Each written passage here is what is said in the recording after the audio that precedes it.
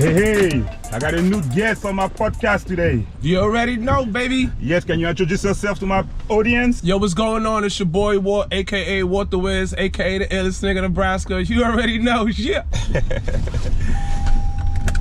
Okay, so we outside today, man. We taxi cabs. We out here. yes, sir. Shout out to my guy, Yellow Taxi Podcast. You already know. Appreciate you having me here today.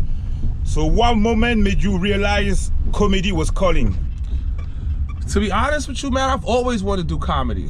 I was just in my own way for a long time. I've always a big, like, growing up in the 80s, watching Eddie Murphy, then seeing Martin in the 90s. I've always knew comedy was something I wanted to do because it came effortlessly. It came super easy to make people laugh. Okay. How did your journey from TV to stand-up change you? It was a kind of interesting transition because, you know, for like my first year of comedy, I really had to really show and prove to let people know that I was serious about this comedy thing, because it's so easy for them to think that, oh, he's coming from TV, he just want to try to do this and stuff like that. Nah, I mean, it wasn't too hard because I was being used for my name and I was using them for the stage time. So it's like, it worked hand in hand with me. It didn't really, but I definitely had to prove my point a lot to a lot of comedians, which I didn't mind because I knew this is what I wanted to do. Okay.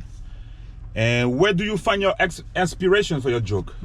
Just life period. Like, I don't try to make up any jokes. I really just talk about shit that I really know, things that I really been through, experienced. You know, it doesn't, I don't really try to do two guys walk in the bar type of shit. I really talk about real life shit that we go through, relationships. I'm a father, you know what I mean? I've had different occupations, so that's just really where my comedy comes from. Just regular, real life, just hanging out with folks and really just living. Okay, so what's the real life story behind your funniest bit? Excuse me? What's the realest life story behind your funniest bite? Ah, man, my ex-wife, she used to be she gave me a lot of material back in the days, cause we went through a lot of ups and downs, good, bad, the ugly, and you know, it was just easy to just come up with shit that was relatable. You know, it's just so many things, getting locked out of the house, you know what I mean, threesomes gone wrong. It was just so many things that I really went through that it was making it so easy to just make a funny joke. Like even with women, dealing with women, one of my funniest bits I did was about how these women losing their minds using the Rose, that sex toy. And one time it was just funny because, you know, I made shit up that really happened. I went over a chick house and she had a rose still wrapped up in her sheets, she just got finished using it before I got there, bitch. And it was just funny things because women do that. All my jokes really are fortunately just relatable things, so that's what makes it easy. And how do you handle difficult audience member or people interrupting your set? I mean, I come from that era where, you know, when we shoot the dozens, we talk shit, pop shit to each other, snaps or whatever. So I know how to handle that because I'm the one with the microphone. You're speaking from the crowd, so I only give you life if I allow it. You know what I'm saying? You can only control and take over what I'm doing if I allow it. So, you know what I mean? I learned how to, I keep my poise and just put them in their place. If they want to be part of the show, they can be part of the show, but not the way they think, you know?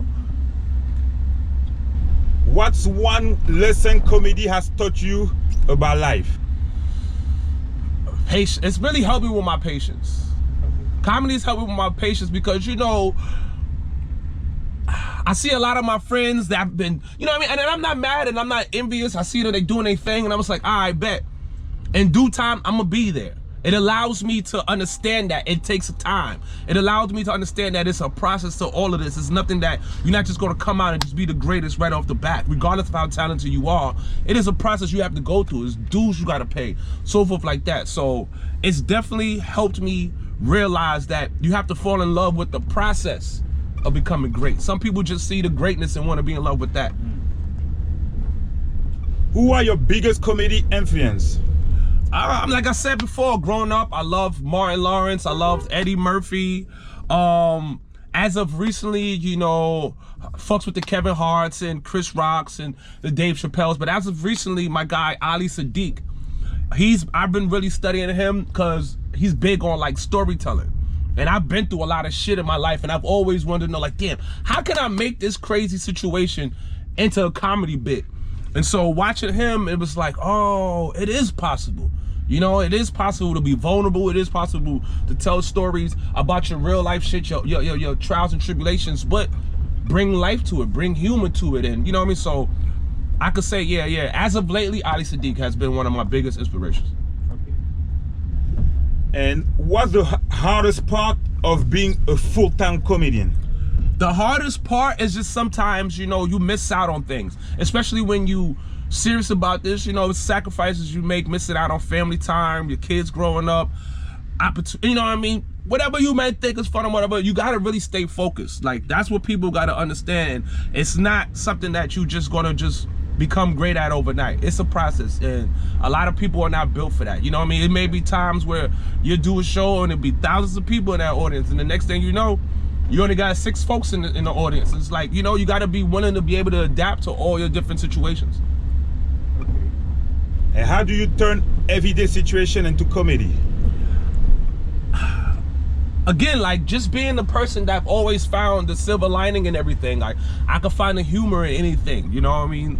So it was always easy to just, because, you know, like, say if you go through a situation, like, say, for instance, so God forbid, like, someone hits your rear end, your bumper or whatever, you know, you might be upset, but when you talking to your friends, you might add humor into it, you might exaggerate a little, just to emphasize, you know what I mean? That's how it becomes. Yeah. A regular situation could become some comedy bit just by the way you deliver it. You know what I mean? That's just really what it is with me. Like I said, I just try to just talk about real life things. That way it's not hard for me to deliver it funny. Okay.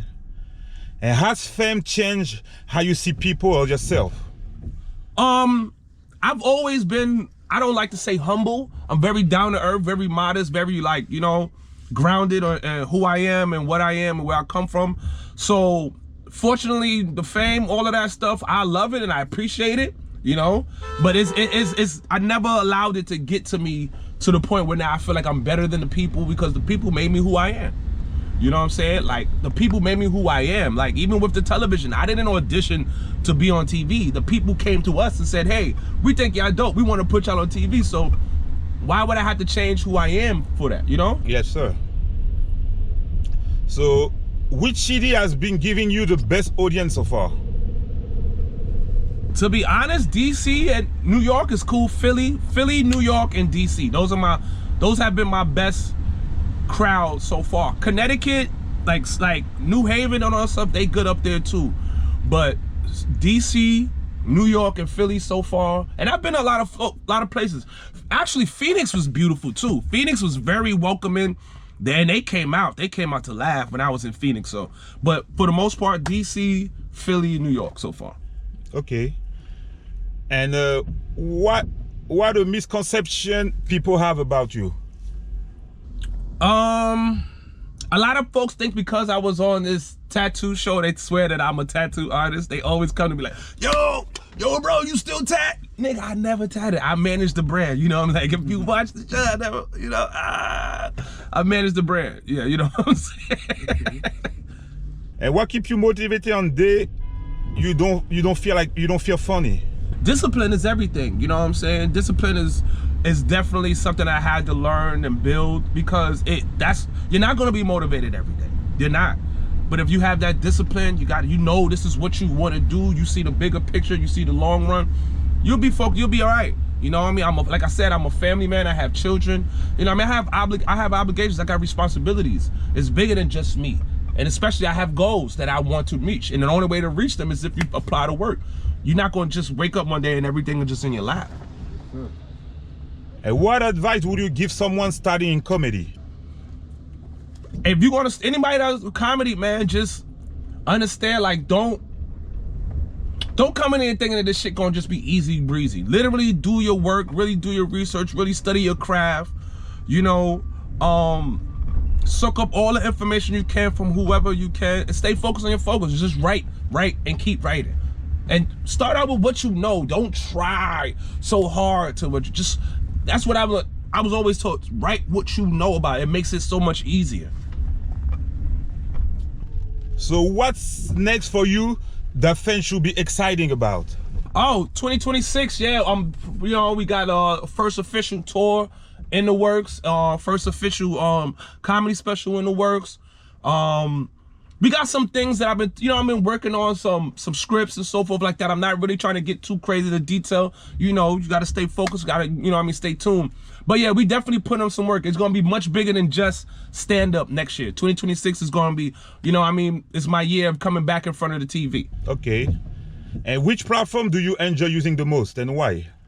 You said what? Which platform do you like using the most? Well, I'm a big Instagram and Twitter guy, X if you want to call it, because those were the things that we originated with. All this new shit. Facebook was cool, I've used it, whatever, but TikToks and all of that stuff, I use them. Don't get me wrong, it's very beneficial, but I'm an old school IG and Twitter guy.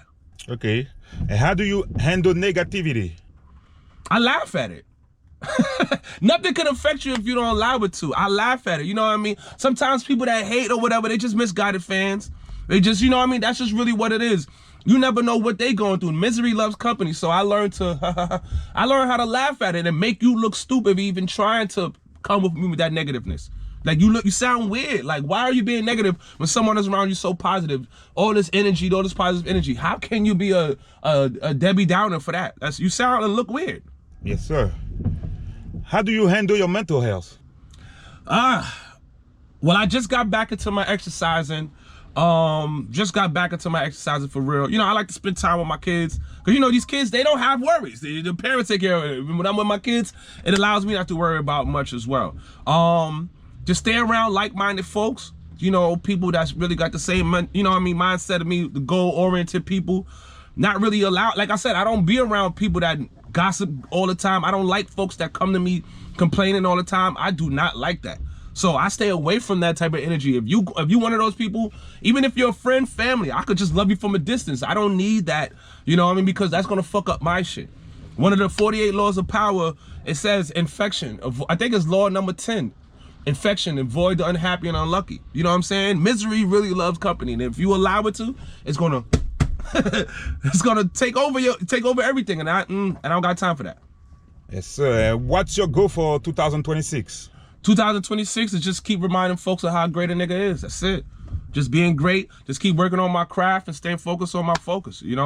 Thank you. And can you let the people know if they want to find you and anybody want to find me? Once again, like I said, your boy Walt Miller.